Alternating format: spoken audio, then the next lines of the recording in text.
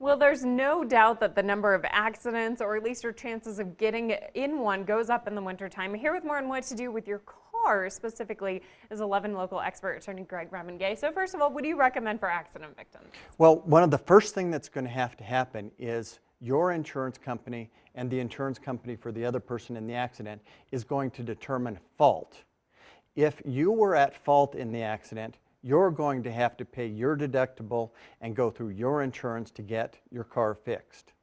If you were not at fault, you can go through your own insurance and pay your deductible and get your car fixed, or you can try to go through the other person and get your car fixed. Kind of depends on how quick you want to react, which insurance company is going to react quicker, and eventually you will get your deductible back if you're not at fault.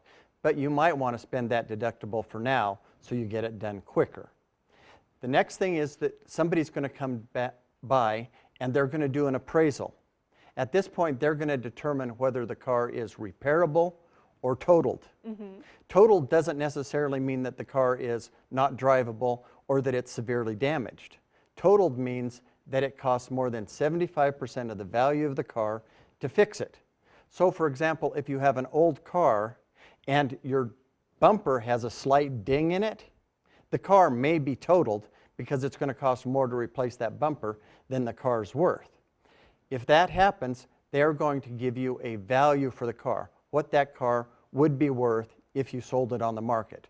Obviously, the insurance company is not going to give you what you think the car's worth, but they're going to go through a process and try to determine what the value is. If you accept that, they send you a check, you send them the title to the vehicle.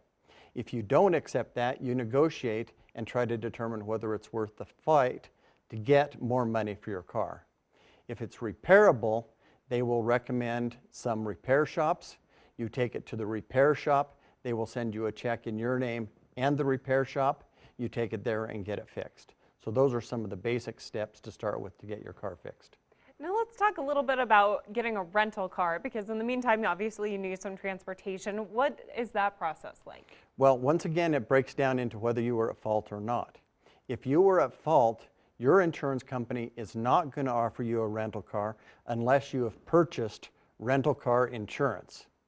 If you're not at fault, you can get the rental through the person who is at fault, and they're going to recommend a rental shop. You go down and you're going to have to put up a credit card to reserve it, but they're going to pay it. But the trouble is that they might not get around to renting that car for you for 10 or 15 days, so you're in a bind.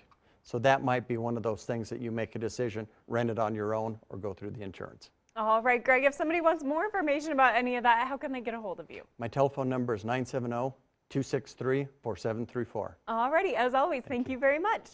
KKCO 11 News at noon will be right back.